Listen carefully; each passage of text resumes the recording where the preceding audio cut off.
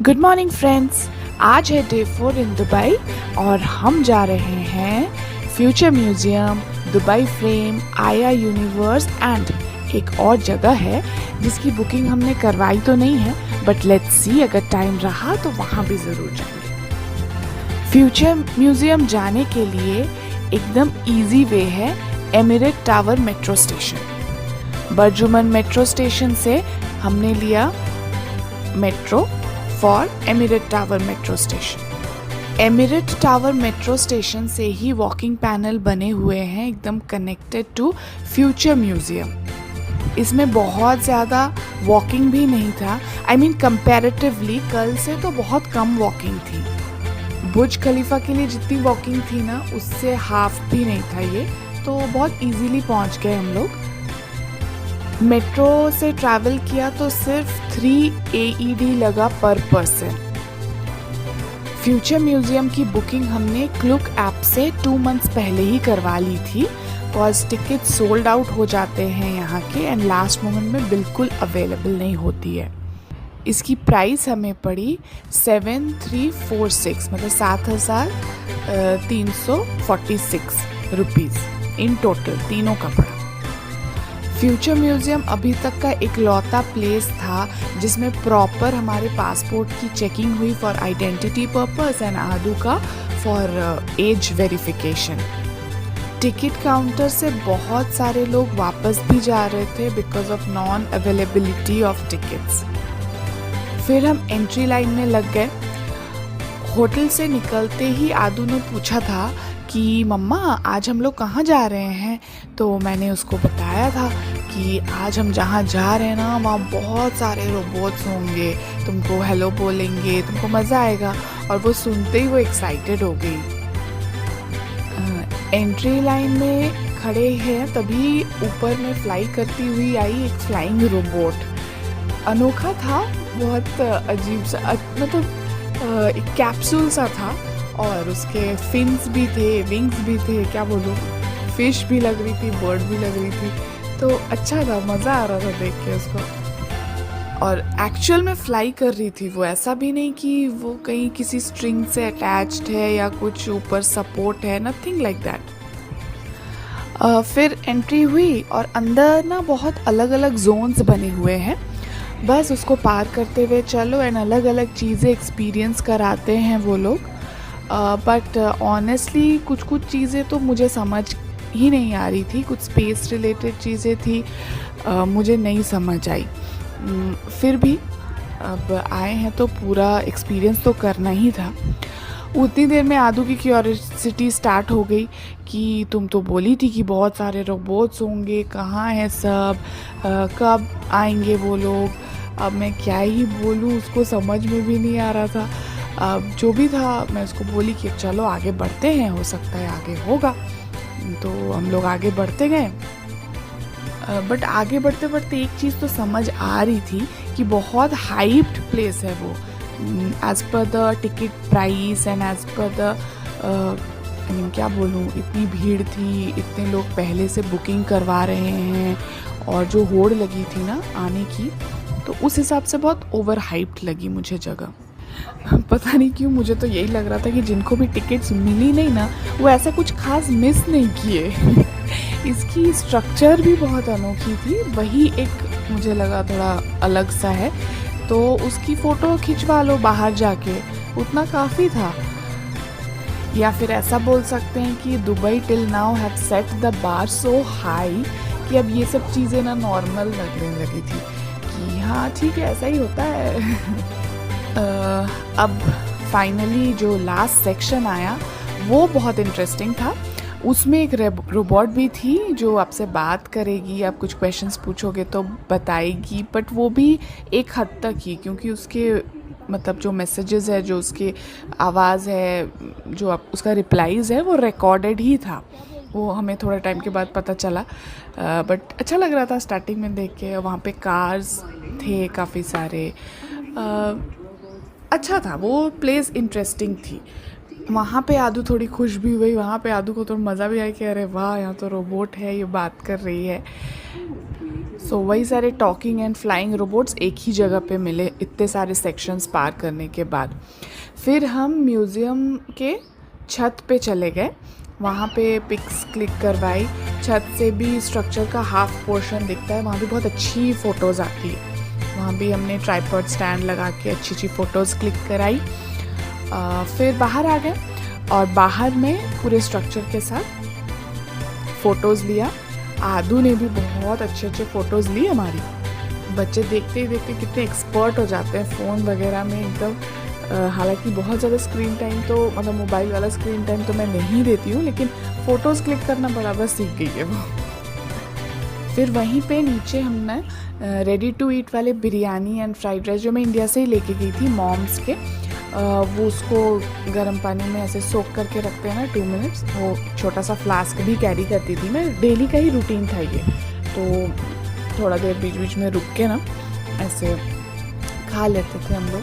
अब इतना घूमोगे तो भूख तो लगनी ही है, तो हम लोग वहाँ पे वो रेडी टू ईट वाला खाया। उसके बाद फिर कैब बुक करी, वहाँ से 5 to 10 मिनट्स पे ही है दुबई फ्रेम, तो हमने कैब बुक करा ली।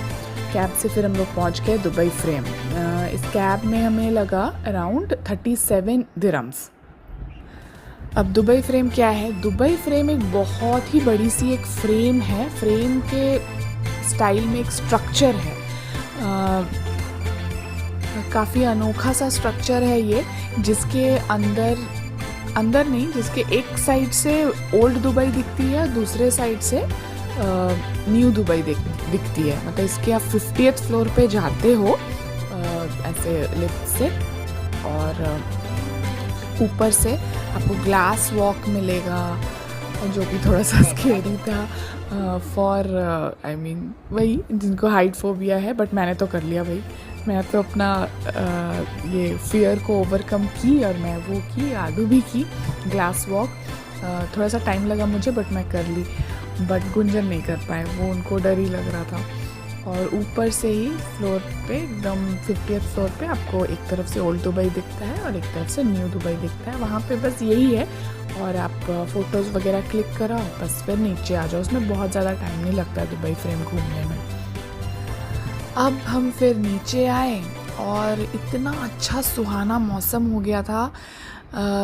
मतलब दुबई फ्रेम से ना लगा हुआ है ज़बील पार्क, तो पार्क तो हम लोग नहीं गए, बट पार्क दिख रही थी। और मतलब क्या बोलूँ, ग्रीन एरिया ही था पार्क और इसकी फ्रेम की कनेक्टिविटी में। और वहाँ एक कैफ़े थी, लो बैटरी कैफ़े। हमने वहाँ थोड़ा देर बैठा और कॉफ़ी ली। अब हम लोग कॉस्ट वॉस्ट नहीं देख रहे थे वहाँ पे, कि थोड़ा सा इतना ब्यूटीफुल लग रहा था ना वहाँ पे, इतनी ग्रीन इतनी सुकून वाली फीलिंग आ रही थी। तो हमने फिर एक सैंडविच मंगवा लिए और कॉफ़ी, और आदू के लिए तो मैं चिप्स वगैरह कैरी कर ही रही थी। तो बस वहीं बैठ के ना हम लोग थोड़ा देर बैठे और बहुत इन्जॉय, मतलब क्वालिटी टाइम जो होता है ना, बिना फ़ोन को साइड हटा के एक क्वालिटी फैमिली टाइम स्पेंड किए, तीनों बैठे बात किए, और बहुत अच्छा लग रहा था। इतना अच्छा मतलब ठंडी हवा चल रही थी, अच्छा कूल ब्रीज जिसको बोलते हैं ना, वैसा। आदू भी वहाँ पे थोड़ा सा दौड़ के खेली, थोड़ा अच्छा लग रहा था उसको भी, तो स्पेस मिल रहा है दौड़ने का। बहुत अच्छा लगा वहाँ पे। हम लोग पूरा फ़ोन वोन हटा के हम लोग थोड़ा देर बैठ ही गए। काफ़ी देर बैठने के बाद फिर हमने वहाँ से आया यूनिवर्स जाने के लिए उबर बुकिंग की। आया यूनिवर्स भी वहाँ से 10 मिनट्स की दूरी पे ही है लगभग।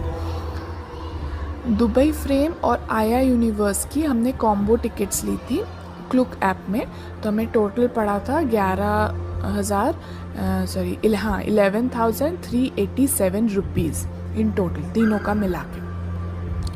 कैब में हमें पड़ा फ्रॉम दुबई फ्रेम टू आया यूनिवर्स 31 दिरहम्स। आया यूनिवर्स पहुँचे, वो एक मॉल के अंदर है, वो कैब वाले डायरेक्टली ले जाते हैं। आया यूनिवर्स मुझे पर्सनली काफ़ी अच्छा लगा। उसमें भी अलग अलग जोन्स बने हुए हैं। मैं फ़ोटोज़ एंड वीडियोज़ में एक्सप्लेन नहीं कर सकती, बट वो इट्स ऑल अबाउट एक्सपीरियंस। वहाँ पे ना कैसे समझाओ, एवेटार ट्री है, फिर अलग अलग सीजन्स को दर्शाते हैं वो लोग, और वो एक्सपीरियंस है, काफ़ी मज़ा है। लास्ट वाला जो उसका जोन था वो था बॉल रूम, मतलब बॉल्स थे वहाँ पे वाइट वाइट कलर्स के बहुत सारे, वो अपना क्लाउड जैसे दिख रहे थे। उसके अंदर आपको ले जाते हैं और आप बॉल के अंदर पूरा धंस जाते हो। तो उसमें बहुत मज़ा आया, हम लोग उसके अंदर पूरा ऐसे घुस गए थे। फिर मतलब वहाँ पे थोड़ा देर खेले, हम तीनों ने थोड़ा थोड़ा खेला और मज़ा आया। आदू तो वहाँ से आना ही नहीं चाह रही थी, वो लास्ट में फिर मतलब एकदम उसका मुंह फूल गया था कि मुझे नहीं जाना है यहाँ से, यहीं पे रहना है, यही वाला खेलना है ऐसे करके। पर फिर वो भी काफ़ी थक गई थी, मुझे पता चल रहा था। फिर उसको वहाँ से निकाले, फिर हम लोग निकले और इसका ओवरऑल एक्सपीरियंस मतलब मुझे बहुत अच्छा लगा। सो आज का हमारा सारा एक्टिविटीज़ डन था। जो भी मैं एक रफ़ आइटनरी बना के लाई थी, मतलब ऐसा उसमें ना ऐसा कुछ हार्ड एंड फास्ट नहीं रहता है कि ये जगह भी जाना है वो जगह। मैं जगह के बारे में थोड़ा पता करके आती हूँ कि कौन सा नियर बाई प्लेसेस है, तो नियर बाई प्लेसेस एक साथ कवर करते हैं एक दिन में। और अगर बाई चांस नहीं हो पाया, थक गए, आदू भी नहीं कर पा रही है, तो मैं वो प्लेस छोड़ देते हैं, हम लोग छोड़ देते हैं। ऐसा कोई हार्ड एंड फास्ट नहीं है, वो पहले कंफर्ट पहले है अपना और बच्चे का स्पेसिफिकली। तो अब गए हैं तो हर एक जगह घूमना ही है, छोटी जगह ऐसा नहीं है। तो एक और आइटनरी में हमारी जो प्लेस थी वो थी glow garden and dinosaur park. तो निकले, आदू थोड़ी स्लीपी हो रही थी तो वो स्ट्रॉलर में ही सो गई और हमने थोड़ा सा स्नैक्स वगैरह लिया वहीं पे घूमते फिरते।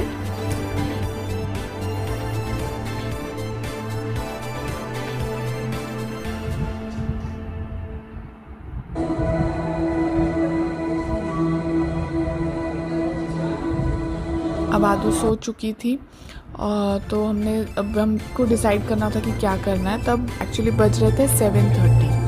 तो गुंजन बोले कि चलो एक बार चल के देख लेते हैं कि जगह कैसी है। आई है तो वो पास में ही है, आया यूनिवर्स के, ज़्यादा दूर नहीं है। तो हमने कैब लिया, फिर हम पहुंच गए ग्लो गार्डन। वो भी वही 5 to 10 मिनट्स की दूरी पे थी और इसमें हमें फेयर लगा 25 दिरहम्स।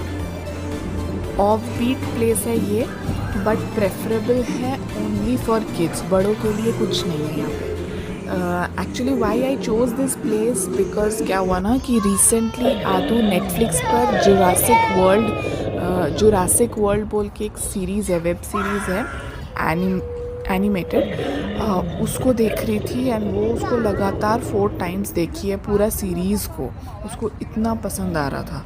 तो वो काफ़ी ज़्यादा फैसिनेटेड थी अबाउट डायनासोर्स। तो फिर मुझे लगा कि एक बार ले जाते हैं, शायद इसको पसंद आए। ऐसे भी ये ट्रिप तो हमारी पूरी आदू स्पेसिफिक ही थी, तो इसीलिए उसका ध्यान रखने के लिए हमने गए। फिर हमारे वहाँ पहुँचते तक आदू उठ तो चुकी थी बट हाफ स्लीपी थी। तो फिर जब मैंने उसे बताया कि यहाँ पे ना बहुत सारे डायनासोर्स हैं, you want to see them, तो वो एक्साइटेड हो गई थोड़ा कि हाँ मुझे डायनासोर से मिलना तो है। वहाँ पे बम्पी है और ऐसे करके नाम है उनके, गीबा है, ये लोग हैं, वो कैरेक्टर्स के नाम है वहाँ पे उस वेब सीरीज़ के। तो उससे रिलेट करके वो फिर उठ गई। फाइनली हम अंदर गए। अंदर जाते ही पहले हम गए मैजिक वर्ल्ड, ऐसे कुछ नाम था वहाँ, मैजिक वर्ल्ड। वहाँ कुछ ना मिरर इमेज थे, कुछ उल्टे फर्नीचर्स थे, कुछ 3D स्ट्रक्चर्स थे। बेसिकली फ़ोटो पॉइंट थी वो, वीडियो नहीं ले सकते वहाँ, फ़ोटोज़ आप लो तो आपको समझ आएगा कि कैसे डिफरेंस हो रहा है, कैसे बड़े से छोटे हो जा रहे हैं, छोटे से बड़े हो जा रहे हैं, मतलब इल्यूजन बेसिकली।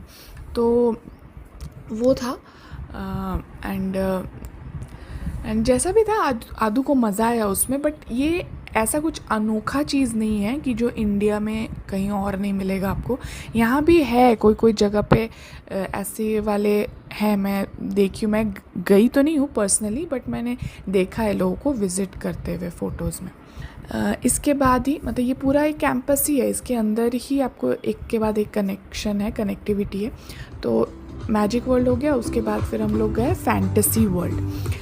फैंटेसी वर्ल्ड एकदम ही एक छोटा सा पार्क है जो शुरू होते ही ख़त्म हो जाता है। उसमें बस मोआना और लायन किंग, ये सब कुछ कुछ बने हुए हैं पिक्चर्स नहीं, I mean structures.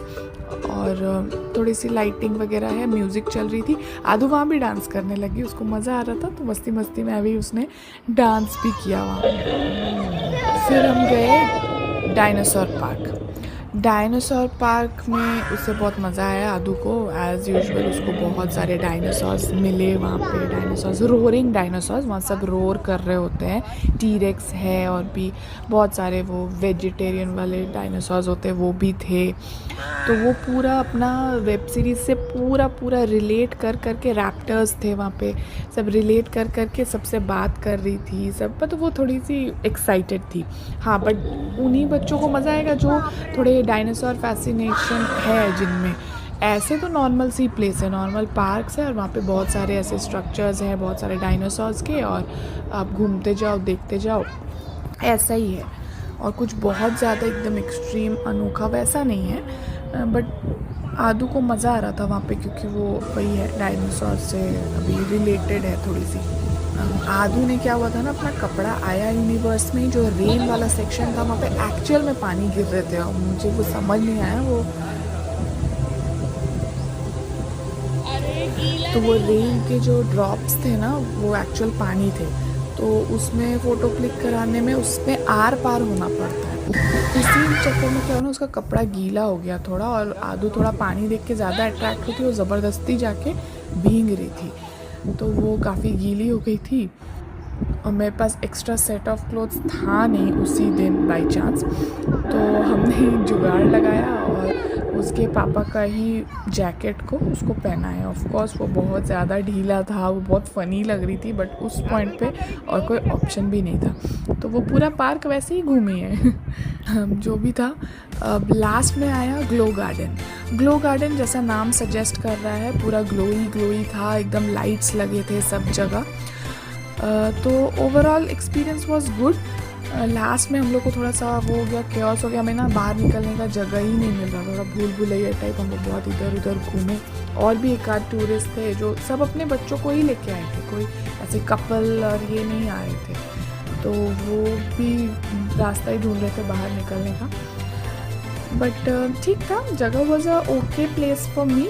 As per the price थोड़ा ज़्यादा लगा मुझे, 250 to 80, मतलब 650 रुपये करीब, 6,500 रुपये लगे।